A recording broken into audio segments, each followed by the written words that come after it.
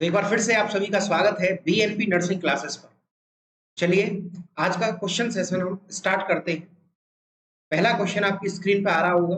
Contraction of the abdominal muscle is important in. बेटा question पढ़िए और ऑप्शन में आंसर देते रहिए, कमेंट में आंसर जरूर देते रहिए।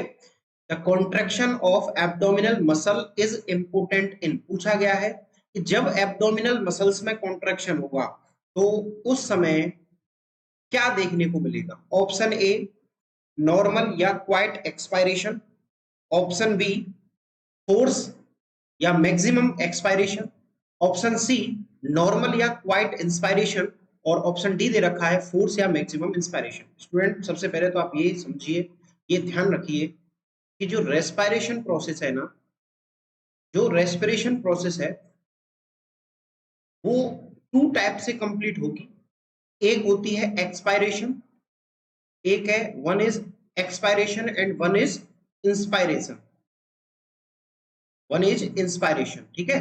रेस्पिरेशन, इंस्पायरेशन और एक्सपायरेशन दोनों को कंप्लीटली मिला करके, दोनों को कंप्लीटली बाइंड करके बोला जाता है। एक्सपायरेशन मींस क्या होता है? एक्सपायरेशन का मतलब होता है एक्सेल, एक्सेल ऑफ CO2। और इंस्पायरेशन का मतलब क्या होता है? इनटेक, इनटेक ऑफ O2, मतलब ऑक्सीजन को लेना और CO2 को छोड़ना, भाई रेस्पिरेशन कहलाता है। इंस्पायरेशन ऑक्सीजन को लेना इंस्पायरेशन कहलाता है और CO2 को छोड़ना क्या कहलाता है? एक्सपायरेशन कहलाता है। अब क्वेश्चन पूछ रहा है कौन सी एब्डोमिनल मसल, पूछ रहा है contraction of abdominal muscles is important in, मतलब एब्डोमिनल मसल जब कॉन्ट्रैक्ट होंगी तो उस समय क्या होगा। देखिए यार समझने वाली बात ये है कि दो क्वेश्चन एक और आता है। देखिए इस क्वेश्चन के साथ एक क्वेश्चन और समझिए, एक क्वेश्चन और समझिए जो कि आता रहता है एग्जाम में। क्या? Chief, chief respiratory, chief respiratory muscle. Question क्या आता है? Chief respiratory muscle. अगर क्वेश्चन चीफ रेस्पिरेटरी मसल आएगा तो उसका सीधा सीधा आंसर आएगा डायफ्राम। क्या आएगा इसका आंसर? डायफ्राम। डायफ्राम क्या है? चीफ रेस्पिरेटरी मसल है और ये क्या करेगा? ये abdominal cavity, abdominal cavity and thoracic cavity, thoracic cavity दोनों को क्या करेगा? ये दोनों को सेपरेट आउट करता है। मतलब abdominal cavity and thoracic cavity दोनों के बीच में एक दीवार की तरह काम कर रहा है, दोनों को सेपरेट आउट कर रहा है। ठीक है, क्लियर हो गया। डायफ्राम को हम चीफ रेस्पिरेटरी मसल के नाम से जानते हैं। तो देखिए जब डायफ्राम कॉन्ट्रैक्ट होता है, याद रखना जब डायफ्राम कॉन्ट्रैक्ट करेगा, जब डायफ्राम कॉन्ट्रैक्ट करेगा तो क्या होगा? डायफ्राम कॉन्ट्रैक्ट करेगा तो इंस्पायरेशन होगा। क्या होगा? इंस्पायरेशन। जब डायफ्राम कॉन्ट्रैक्ट करेगा तो इंस्पायरेशन होगा, ये ध्यान रखिएगा। और जब ये रिलैक्स करता है, जब ये रिलैक्स करता है तो रिलैक्स करने से क्या होगा? एक्सपायरेशन होगा। क्या होगा? एक्सपायरेशन होगा। अब लेकिन क्वेश्चन तो ये कह रहा है कि एब्डोमिनल मसल के कॉन्ट्रैक्शन से क्या होगा। तो एब्डोमिनल मसल जब भी कॉन्ट्रैक्ट करेगी, भूलिएगा मत, जब भी कॉन्ट्रैक्ट करेगी एब्डोमिनल मसल, फोर्सफुल एक्सपायरेशन होगा। क्या होगा? फोर्सफुल एक्सपायरेशन होगा, ये याद रखिएगा। क्योंकि डायफ्राम कॉन्ट्रैक्ट करेगा तो इंस्पायरेशन होता है, और जब एब्डोमिनल मसल कॉन्ट्रैक्ट करती है तो क्या होगा? फोर्सफुल एक्सपायरेशन होगा। क्या होगा? फोर्सफुल एक्सपायरेशन होगा। क्लियर हो गया मामला? चलिए आगे बढ़ते हैं। अगला क्वेश्चन है, next question. Osteoclast cells are also known as, पूछा है ऑस्टियोक्लास्ट सेल्स किस फंक्शन में हेल्प करती हैं या क्या इनका रोल होता है। तो ऑप्शन ए दे रखा है बोन फॉर्मिंग सेल। नहीं बेटा, बोन फॉर्मिंग सेल नहीं होगा। क्यों? क्योंकि बोन फॉर्मिंग सेल तो होती है ऑस्टियोब्लास्ट, ऑस्टियोब्लास्ट याद रखना, ऑस्टियोब्लास्ट सेल होती हैं। बोन फॉर्मिंग सेल्स क्या होती हैं? ऑस्टियोब्लास्ट सेल होती हैं। और दूसरी बोन डिस्ट्रॉइंग सेल, तो ये बोन डिस्ट्रॉइंग सेल भी नहीं होगा। उसके बाद सी बिल्कुल सही, बोन रिपेयरिंग सेल। याद रखिएगा ऑस्टियोक्लास्ट सेल जो सेल्स हैं बोन के अंदर, वो क्या करती हैं? बोन को रिपेयर करने में हेल्प कर रही है। किसमें हेल्प करती है? ये बोन के मेंटेनेंस में, बोन के रिपेयरमेंट में हेल्प करती है। और इसका आंसर डी भी नहीं होगा, ऑल ऑफ एबव नहीं होगा, क्योंकि बोन फॉर्मिंग सेल नहीं है, ना ही डिस्ट्रॉइंग सेल है। तो ये कौन सी सेल है? ये ऑस्टियोक्लास्ट सेल कौन सी सेल होती है? Bone repairing cell. क्लियर हो गया? चलिए नेक्स्ट क्वेश्चन आगे की तरफ बढ़ते हैं। आज मैं आपको बोन्स के बारे में क्लासिफिकेशन इस लेक्चर में बताऊंगा, ठीक है। अब बात आती है कवरिंग ऑफ बोन। पूछा गया है बोन की कवरिंग किसे कहते हैं। भाई सबसे पहले तो आप ये समझिए बोन क्या होता है। बोन मतलब बोन क्या है? एक कनेक्टिव टिश्यू है, याद रखिएगा, एक स्पेशल कनेक्टिव टिश्यू है। बोन का एग्जांपल है, एक क्वेश्चन आपको यहां से मिल गया क्या? Bone is a connective tissue, याद रखिएगा, bone is a connective tissue, ये एक एग्जांपल आपको मिल गया। उसके अलावा बोन कितनी होती हैं? तो टोटल 206 बोन्स होती हैं ह्यूमन बॉडी में। ह्यूमन में कितनी होंगी? 206। आगे पढ़ेंगे, आगे बताऊंगा। तो क्वेश्चन कह रहा है the covering of bone is diaphysis, epiphysis, bone marrow या पेरियोस्टियम। तो इसका सही आंसर होगा डी, याद रखिएगा, periosteum is the outermost cover या outermost covering of bone. Outermost covering of bone को हम क्या बोलते हैं? पेरियोस्टियम बोला जाता है, याद रखिएगा, ठीक है। डायफाइसिस, एपिफाइजियल प्लेट और बोन मैरो, सभी ये बोन की अदर स्ट्रक्चर्स हैं, ठीक है। अगर हम एक लॉन्ग बोन की बात करें, तो लॉन्ग बोन के क्या क्या पोर्शन होते हैं भाई? लॉन्ग बोन में क्या क्या होता है? एक डायफाइसिस होता है। लॉन्ग बोन में क्या क्या होता है? लॉन्ग बोन के अंदर होगा एक डायफाइसिस, एक मेटाफाइसिस, एक मेटाफाइसिस हो गया। उसके बाद में एपीफाइसिस। अगला पार्ट क्या होता है? एपीफाइसिस। उससे अगला एपीफाइजियल प्लेट, एपीफाइजियल प्लेट, ये सब काय के पार्ट है? लॉन्ग बोन के। अगर इस क्वेश्चन में लॉन्ग बोन के पार्ट पूछे होते तो ए, बी और सी, ये तीनों सही हो जाते। और इसमें जो पार्ट दे रखा है बोन मैरो, जो सी ऑप्शन पे दे रखा है बोन मैरो क्या है? बोन मैरो को बोलते हैं हम फैक्ट्री ऑफ ब्लड सेल्स या ब्लड, ठीक है, फैक्ट्री ऑफ ब्लड सेल्स बोला जाता है। इसी में ब्लड सेल्स, आरबीसी, डब्ल्यूबीसी और प्लेटलेट्स का फॉर्मेशन होता है। किसका फॉर्मेशन होता है? आरबीसी का, डब्ल्यूबीसी का और प्लेटलेट्स का। देखिए बड़े ही बेसिक क्वेश्चन है एनाटॉमी फिजियोलॉजी से रिलेटेड, और आपके लिए ये सभी कॉम्पिटिटिव एग्जाम के लिए जरूरी है, ठीक है। आरबीसी, डब्ल्यूबीसी और प्लेटलेट, बेसिक सेल्स क्या होती हैं? आरबीसी होती है, डब्ल्यूबीसी और प्लेटलेट, ये इन तीनों को क्या बोला जाता है? ब्लड सेल्स बोला जाता है। तीनों को क्या बोला जाता है? ब्लड सेल्स बोला जाता है, ठीक है। तीनों की तीनों ब्लड सेल्स कहां फॉर्मेट होती हैं? बोन मैरो के अंदर। किसके द्वारा? बड़ी ही स्पेशल सेल्स होती हैं। किसके द्वारा? जो स्पेशल सेल होती हैं, स्पेशल सेल्स हैं, इनको हम स्टेम सेल बोलते हैं। कौन सी सेल है? Stem cells. पूरा नाम क्या है? Haemopoietic stem cells. क्या बोलते हैं? हीमोपोएटिक स्टेम सेल्स या प्लूरोपोटेंट हीमोपोएटिक स्टेम सेल, ठीक है, हीमोपोएटिक स्टेम सेल्स। क्लियर हो गया? चलिए, इन्हीं से फॉर्मेशन होता है वो ब्लड सेल्स का, आरबीसी, डब्ल्यूबीसी और प्लेटलेट्स का, जो कि बोन मैरो के अंदर स्पेशली पाई जाती है। आगे बढ़िए, अगला क्वेश्चन क्या कह रहा है? क्वेश्चन कह रहा है the total number of bones in human body. पूछा है ह्यूमन बॉडी के अंदर टोटल कितनी बोन्स होती हैं? तो इसका आंसर मैं पहले ही दे चुका हूं आपको, 206। कितनी बोन्स होती है ह्यूमन बॉडी में? टोटल 206 बोन्स होती हैं।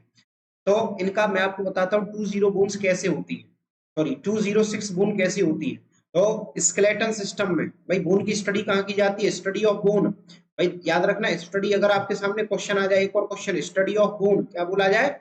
Study of bone. तो आंसर क्या आएगा? आंसर आएगा ऑस्टियोलॉजी। आंसर क्या आएगा? ऑस्टियोलॉजी, ठीक है, आंसर होगा ऑस्टियोलॉजी। अब बात करते हैं स्केलेटन सिस्टम की, जिनके अंतर्गत इनको बोन को डिफाइन किया गया है या वर्गीकृत किया गया है, क्लासिफाई किया गया है, स्केलेटन सिस्टम। तो देखिए स्केलेटन सिस्टम को टू टाइप से क्लासिफिकेशन किया गया है, टू टाइप से क्लासिफाई किया है। एक अपेंडिकुलर स्केलेटन, एक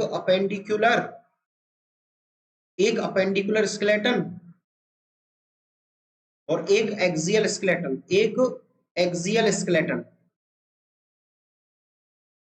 ठीक है। दो तरह से क्लासिफाई किया गया है, एक अपेंडिकुलर स्केलेटन और एक एक्सियल स्केलेटन। अपेंडिकुलर स्केलेटन में अपर लिम और लोअर लिम, ये दो जगह की बोन्स आती हैं। कहां की? एक अपर लिम आता है और एक लोअर लिम में आता है। याद रखिएगा, अपेंडिकुलर स्केलेटन में अपर लिम और लोअर लिम की बोन की स्टडी की जाती है।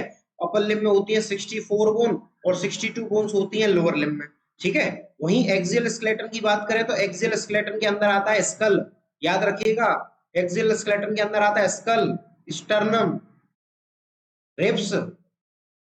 रिब्स और वर्टिब्रा। क्या क्या आता है इसके अंदर? एक स्कल, स्टर्नम, रिब्स और वर्टिब्रा। और अपेंडिकुलर में आता है अपर लिम और लोअर लिम्ब। ठीक है, क्लियर हो गया। चलिए इसकी संख्या बताता हूँ। स्कल के अंदर टोटल 22 बोन्स होती है, स्टर्नम सिंगल होती है, और रिब्स 12 पेयर में होती है, मतलब 24 होती हैं, और वर्टिब्रा होती है 33। वर्टिब्रा कितनी होती है? 33, याद रहेगा। चलिए एक एक करके इनके बारे में आपको क्लासीफाई करता हूँ, बताता हूँ कि एक्सियल स्केलेटन में क्या क्या आता है, अपेंडिकुलर स्केलेटन में क्या क्या आएगा। ठीक है, तो सबसे पहले कॉपी पेन निकाल लीजिए, फटाफट से हेडिंग डाल दीजिए। हेडिंग डाल दीजिए अपेंडिकुलर स्केलेटन, अपेंडिकुलर स्केलेटन। तो अपेंडिकुलर स्केलेटन में क्या क्या आएगा? अपेंडिकुलर स्केलेटन में मैं आपको बता रहा था, एक तो अपर लिम्ब आएगा, एक तो अपर लिम्ब की बोन्स आएंगी, और एक आएंगी आपके लोअर लिम्ब की, लोअर लिम्ब की बोन्स आएंगी। अपर लिम्ब में होती है टोटल 64 बोन्स, और लोअर लिम्ब में होती है टोटल 62 बोन्स, याद रखिएगा। अब अपर लिम्ब में कौन कौन सी आती है? सबसे पहले आता है क्लेविकल, सबसे पहले क्लेविकल, दूसरे नंबर पे बोन, याद करिए साथ ही साथ क्लेविकल, उसके बाद में स्कैपुला, उसके बाद में स्कैपुला, उसके बाद में ह्यूमरस, और रेडियस। ठीक है,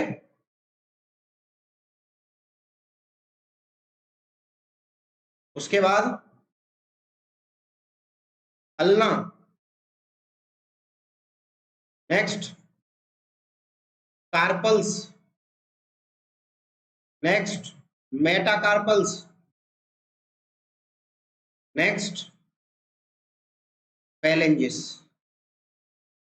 ठीक है, तो टोटल 8 टाइप की कह लो, 8 तरह तरह, 8 अलग अलग बोन्स कह लीजिए, ये पाई जाती है किसके अंदर? अपर लिम्ब के अंदर आती है। Clavicle, scapula, humerus, radius, ulna, carpal, metacarpal और फेरेंजिस। जिसमें से क्लेविकल, क्लेविकल, क्लेविकल होती है 2, याद रखिए। क्लेविकल कितनी होती है? 2। स्कैपुला भी कितनी होती है? 2। ह्यूमरस भी होती है 2, रेडियस भी 2, अल्ना भी 2। कार्पल्स कितनी होती है? 16, मेटाकार्पल्स 10, और 28 होती है फेलेंजिस। इस तरीके से टोटल कितनी हो गई? 64 बोन्स हो गई अपर लिम्ब के अंदर, याद रखिएगा। इनके बारे में फर्दर कभी स्टडी आगे करेंगे।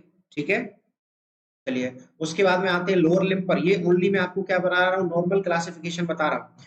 लोअर लिम्ब में की अगर हम बात करें, सबसे पहले क्या आएगा लोअर लिम्ब में? हिप बोन, याद रखिएगा। हिप बोन कितनी होंगी? 2 होती है। इनको हम इनोमिनेट बोन भी बोलते हैं।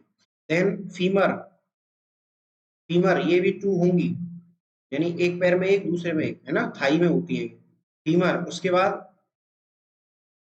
टिबिया, फिबुला, इधर पटेला, टार्सल्स, मेटाटार्सल और फेलेंजिस। ठीक है, टिबिया 2, फिबुला 2, पटेला 2, टार्सल्स होंगी 14, मेटाटार्सल 10 और फेलेंजिस 28। तो इस तरीके से हो गए 62। अब यहाँ पे गौर करिए, कार्पल्स यहाँ होती है 16 और यहाँ है 14, इसीलिए अपर लिम्ब में 64 होती है और लोअर लिम्ब में 62 बोन्स होती है। ये तो हो गया क्लासिफिकेशन अपना अपेंडिकुलर स्केलेटन का। काय का? अपेंडिकुलर स्केलेटन का। अब देखिए जो क्लेविकल है, क्लेविकल को हम अदर नेम यूटी बोन भी बोलते हैं। यूटी बोन ये फीमेल में, और मेल में कॉलर, मेल में कॉलर बोन, याद रहेगा। ठीक है, स्केपुला ट्रायंगुलर बोन बोली जाती है। ठीक है, ट्रायंगुलर बोन बोला जाता है स्केपुला को, क्योंकि ट्रायंगुलर शेप की होती है। ठीक है, क्लियर हो गया। अब देखिए कार्पल्स बताता हूँ आपको, कार्पल्स के नाम, क्योंकि कार्पल्स 2 रोज में प्रेजेंट होती है।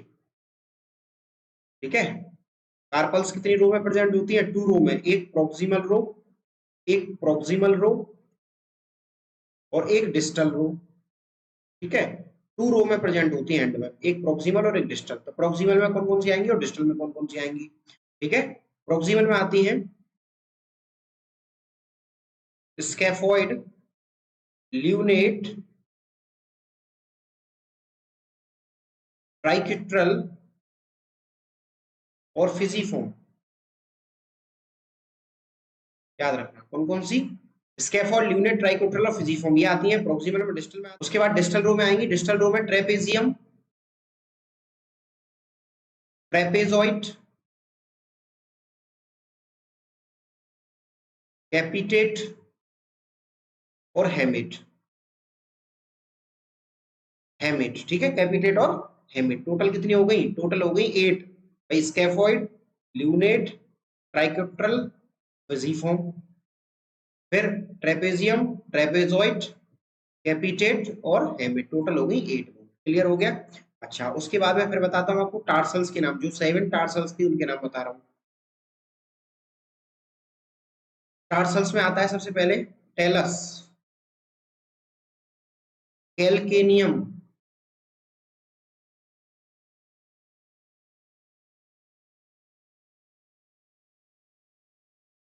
Tells calcaneum navicular, talus calcaneum navicular, cuboid, के अलावा medial cuneiform, lateral cuneiform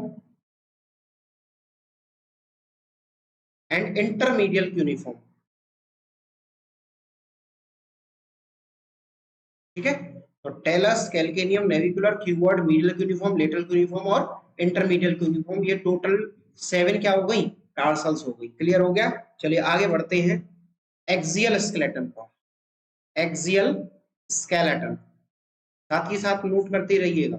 axial skeleton में क्या क्या आएगा? नंबर 1 सबसे पहले आएगा स्कल। तो स्कल में टोटल कितनी बोन्स होती हैं? 22। तो स्कल को टू टाइप से डिवाइड किया गया है, एक फेशियल और एक क्रेनियल। ठीक है, तो क्रेनियल में क्या होगा? क्रेनियल में आती है टोटल 8 बोन्स और फेशियल में आती है 14 बोन्स। तो पहले फेशियल की पढ़ लेते हैं। ठीक है, तो फेशियल को भी दो तरह से डिवाइड किया गया है, एक पेयर्ड और एक अनपेयर्ड। पेयर्ड जिसमें कितनी आएंगी? डबल डबल बोन्स आएंगी, और अनपेयर्ड में सिंगल आएंगी। तो अनपेयर्ड में क्या क्या आता है? अनपेयर्ड में आती है 2 बोन, बोमर और मैंडिबल। ये दोनों सिंगल सिंगल होती हैं, मतलब सिंगल सिंगल है। ठीक है, सिंगल होती हैं बोमर और मैंडिबल। और मैंडिबल को हम क्या कहते हैं? जॉ बोन भी बोलते हैं, जॉ बोन भी बोलते हैं। उसके अलावा ओनली बोन है, ओनली बोन दैट मूव। ठीक है, ओनली मूवेबल बोन है, याद रखिएगा। ओनली मूवेबल बोन है, अकेली ऐसी बोन है जो मूव करती है, इसके अलावा कोई भी स्कल में मूव नहीं करती। पेड़ की बात करें तो पेड़ में कौन कौन सी आएंगी आपकी? पेड़ में सबसे पहले मैक्सिला, सेकंड नंबर पे zygomatic,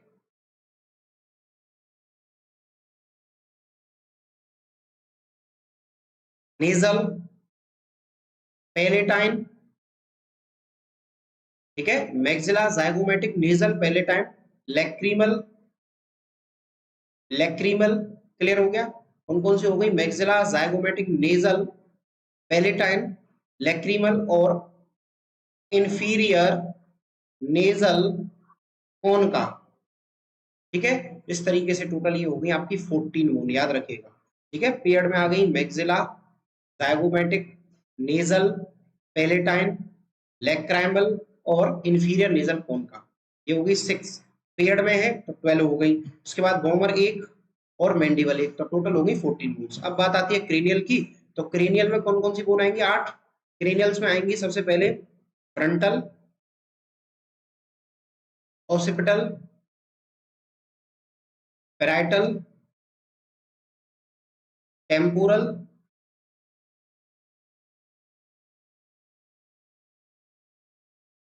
frontal, occipital, parietal, temporal, ethmoid और स्फीनॉइड। ठीक है, तो frontal, occipital, parietal, temporal, ethmoid और स्फीनॉइड, जिसमें से पैराइटल और टेम्पोरल ये दोनों की दोनों डबल डबल होती है, बाकी सब सिंगल सिंगल होती है। ठीक है, बाकी सभी सिंगल सिंगल है, इसीलिए ये टोटल कितनी हो गई? टोटल हो गई 8 बोन। क्लियर हो गया? ये हो गया आपका स्कल। अब बात आती है एक्सियल स्केलेटन में ही सेकंड आती है रिब्स। तो रिब्स को कैसे क्लासिफाई किया गया है? टोटल 12 पेयर होती है ये। एवरी लाइन क्वेश्चन है, ध्यान रखिएगा।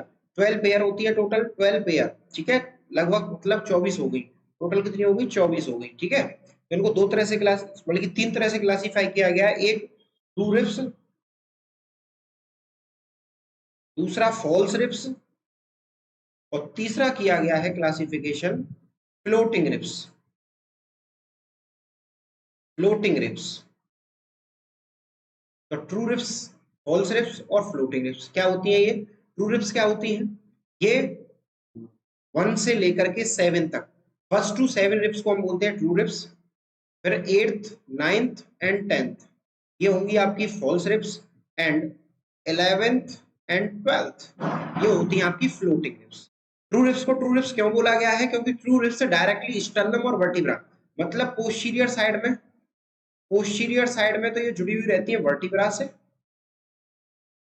और एंटीरियर साइड में जुड़ी हुई रहती है ये रिब्स, सॉरी, स्टर्नम से,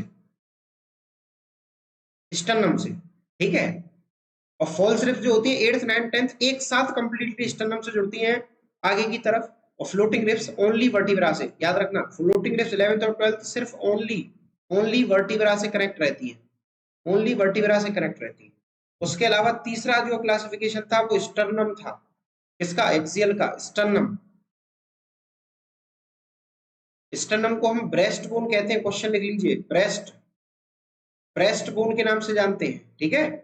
ये तो हो गया फीमेल में ब्रेस्ट बोन बोलते हैं, और मेल में चेस्ट बोन बोला जाता है, चेस्ट बोन मेल में, ठीक है। मेल में बोलते हैं इसको चेस्ट बोन।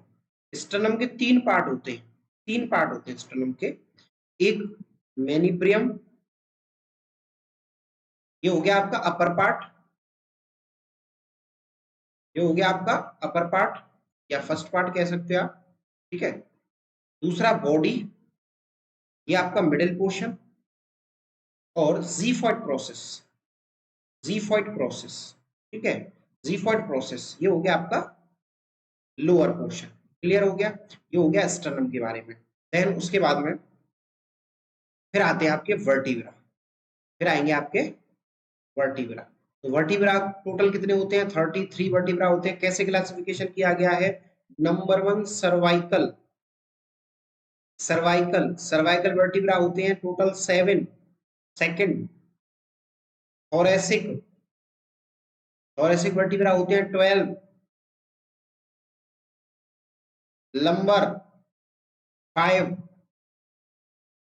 सैक्रल 5, और कॉकेक्स वर्टिब्रा होते हैं 4। इस तरीके से टोटल कितने हो गए आपके?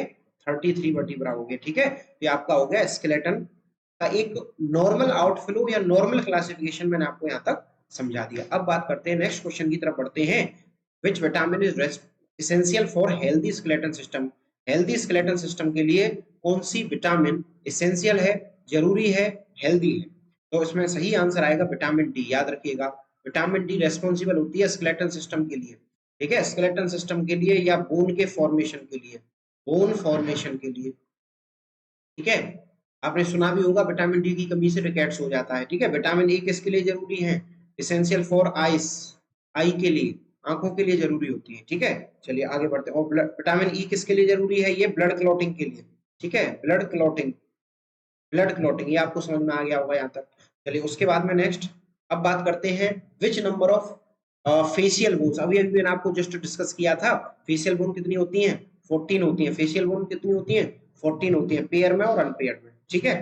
चलिए next, which answer is best explain the location of humerus? पूछा गया है ह्यूमरस की लोकेशन। ह्यूमरस क्या थी? एक लॉन्ग बोन थी, ये क्वेश्चन है, ठीक है, लॉन्ग बोन थी। और कहां प्रेजेंट थी ये आर्म में। याद रखिएगा कहां पे प्रेजेंट थी? आर्म में प्रेजेंट थी, ठीक है। ह्यूमरस कहां प्रेजेंट होती है? आर्म में, और लॉन्ग बोन इसका एग्जांपल है, ठीक है। तो अब ढूंढ लीजिए आर्म किस किस के बीच में होगा। तो और एल्बो जॉइंट और शोल्डर जॉइंट, ठीक है। एल्बो जॉइंट और शोल्डर जॉइंट, इन दोनों के बीच का जो पोर्शन होता है उसे हम बोलते हैं आर्म। याद रखिएगा, जो शोल्डर और एल्बो वाला जो पोर्शन है इसके बीच के पोर्शन को हम क्या कहते हैं? आर्म। हम अपने हैंड का, अगर हम अपने हैंड का स्केलेटन देखें तो अपने हैंड के स्केलेटन को 3 अलग अलग पोर्शन में डिवाइड किया गया है। ये क्या होगा? ये जगह हो गई शोल्डर, ये क्या है? शोल्डर। इसको बोलते हैं एल्बो। क्या बोलते हैं? एल्बो। और ये होता है ये वाला जो पोर्शन है इसे बोलते हैं हम रिस्ट। तो याद रखिएगा शोल्डर से लेकर के एल्बो तक के पोर्शन को हम बोलते हैं आर्म। उसके बाद एल्बो से लेकर के रिस्ट तक के पोर्शन को बोला जाता है फोर आर्म। और या आगे आगे का यानी रिस्ट से आगे का जो हिस्सा होता है उसे हम बोलते हैं हैंड। ठीक है, तो आर्म, हैंड के 3 पार्ट किए गए, आर्म, फोर आर्म और हैंड। क्लियर हो गया। यहाँ पे क्वेश्चन कह रहा है सीधा सीधा ह्यूमरस कहाँ होती है, तो ह्यूमरस होती है आर्म में। तो आर्म कहाँ होगी, आर्म होगी शोल्डर और एल्बो के बीच में। क्लियर हो गया। अच्छा, knee to ankle, knee to ankle की बात करें तो नी टू एंकल में कौन कौन सी बोन होंगी, तो नी टू एंकल में आपके 2 बोन होंगी। नी टू एंकल में 2 बोन होंगी, कौन कौन सी, एक टिबिया एक फिबुला। क्वेश्चन लिख लीजिए। ठीक है, उसके बाद एल्बो टू रिस्ट देखें, अगर हम एल्बो और रिस्ट के बीच में देखें तो एल्बो से wrist on pinky side, pinky मतलब स्मॉल फिंगर की साइड, स्मॉल फिंगर की साइड में होती है अल्ना। कौन सी बोन होती है, अल्ना। और elbow to wrist thumb side, thumb side में होती है रेडियस। थंब साइड में कौन सी बोन होती है, रेडियस। याद रहेगा। चलिए आगे बढ़ते हैं नेक्स्ट अगले क्वेश्चन की तरफ। Identify the hip bone from the following. इसमें से कहा है हिप बोन को आइडेंटिफाई करिए। क्या कहा है क्वेश्चन में, हिप बोन को आइडेंटिफाई करिए। फीमर है, ह्यूमरस है, इनोमिनेट है या सैक्रम। अभी अभी बताया था बेटा जस्ट, क्या इनोमिनेट बोन बोला जाता है। हिप बोन को क्या बोलते हैं हम, इनोमिनेट बोलते हैं, और पेल्विक बोन भी बोलते हैं, और पेल्विक बोन भी बोलते हैं। ठीक है, पेल्विक बोन भी बोलते हैं, इनोमिनेट बोन या पेल्विक बोन भी बोलते हैं। उसके बाद नेक्स्ट अगले क्वेश्चन की तरफ बढ़ते हैं। Bone is the axial skeleton include, पूछा है एक्सियल स्केलेटन में इनमें से कौन कौन सी बोन्स आती हैं। मैंने अभी अभी आपको बताया था एक्सियल में क्या क्या आता है। एक्सियल में आता है आपका स्कल, एक्सियल में आता है स्कल, रिब्स, स्टर्नम और वर्टिब्रा, और वर्टिब्रा। ठीक है, ये बोन्स आते हैं। इसमें से ढूंढ लीजिए, स्कल भी आ गया, रिब्स भी आ गए, स्टर्नम भी आ गया, तो इसलिए इसका आंसर क्या होगा, ऑल ऑफ है। बहुत ही आसान आंसर। स्टूडेंट एक बात पे और गौर करिए, ध्यान करिए कि ऑनलाइन क्लासेस के साथ साथ BNP education centre, BNP education centre जो कि मथुरा में है, जनकपुरी में। कहाँ है ये, जनकपुरी, जनकपुरी मथुरा में। ठीक है, जनकपुरी मथुरा में, जहां हम आपको सभी टीचर्स जो बीएनपी नर्सिंग क्लासेस पे ऑनलाइन क्लासेस चल रही हैं, उन्हीं क्लासेस को आप ऑफलाइन भी और अच्छे ढंग से आप ऑफलाइन भी कर सकते हैं। बीएनपी एजुकेशन सेंटर मथुरा में आकर के आप विजिट करिए। बीएनपी एजुकेशन सेंटर मथुरा में BSc nursing, GNM, competitive classes सभी के लिए ऑफलाइन बैचेस स्टार्ट हैं, सभी के लिए ऑफलाइन बैचेस चल रहे हैं, तो आप उन बैचेस को ज्वाइन कर सकते हैं। और फर्दर जानकारी के लिए आप 8279361956 पर कॉल करिए, 8279361956 पर कॉल करिए फर्दर जानकारी के लिए। और अपना इस नंबर पर जाकर के रजिस्ट्रेशन करा सकते हैं, रजिस्ट्रेशन करा सकते हैं। ठीक है, अगर ये नंबर नहीं लगता है, किसी भी कारण से बिजी जाता है, तो आप दूसरे नंबर को भी लगा सकते हैं, 8445475505। ठीक है, इस नंबर पर भी आप कॉल कर सकते हैं। चलिए उसके बाद में नेक्स्ट हम आगे बढ़ते हैं। विच बोन इज ब्रेस्ट बोन, ये भी मैंने आपको अभी अभी जस्ट बताया था कि किस बोन को ब्रेस्ट बोन बोला जाता है। तो ब्रेस्ट बोन क्या होता है, स्टर्नम। स्टर्नम को हम क्या बोलते हैं, ब्रेस्ट बोन बोलते हैं। ठीक है, अच्छा क्लियर हो गया। चलिए उसके बाद में मैं थोड़ा सा आपको ये बताता हूँ स्टर्नम के बारे में। स्टर्नम के 2 जॉइंट जिन पे सवाल आता है, स्टर्नम के 2 जॉइंट हैं जिन पे सवाल आता है। स्टर्नम का पहला पार्ट होता है जिसको हम मेनिप्रियम बोलते हैं। क्या बोलते हैं, मेनिप्रियम। और लास्ट पार्ट होता है ज़ीफर्ड प्रोसेस, और बीच का पार्ट होता है बॉडी। 3 पार्ट ही तो होते हैं इसके, तो हमें नीचे वाले से कोई मतलब नहीं है फिलहाल, ये मैंने जनरल जानकारी के लिए बता दिया। तो सबसे पहले बात करते हैं हम उन जॉइंट्स की जो इसके अंदर प्रेजेंट है। एक तो ये स्टर्नम का जो अपर पोर्शन होता है जिसको हम मेनिप्रियम बोलते हैं, मेनिप्रियम बोलते हैं, वो क्लेविकल के मिडिल पार्ट से, क्लेविकल के मिडिल पार्ट से या मीडियल पार्ट कह सकते हैं हम, क्या मीडियल पार्ट, मीडियल पार्ट से जॉइंट बनाता है। मेनिप्रियम मीडियल पार्ट ऑफ क्लेविकल से जॉइंट बनाता है, उस जॉइंट को बोलते हैं हम स्टर्नो क्लेविकुलर जॉइंट। क्या बोलते हैं इसको, स्टर्नो क्लेविकुलर जॉइंट। ये क्वेश्चन आता है, लिख लीजिए स्टर्नो क्लेविकुलर, याद रहेगा। चलिए इसी के साथ में आज की क्लास कंप्लीट हुई। Thank you very much. अगर आपको ये लेक्चर अच्छा लगा हो तो इसे लाइक करें, शेयर करें और बीएनपी नर्सिंग क्लासेस को सब्सक्राइब करें। Thank you very much.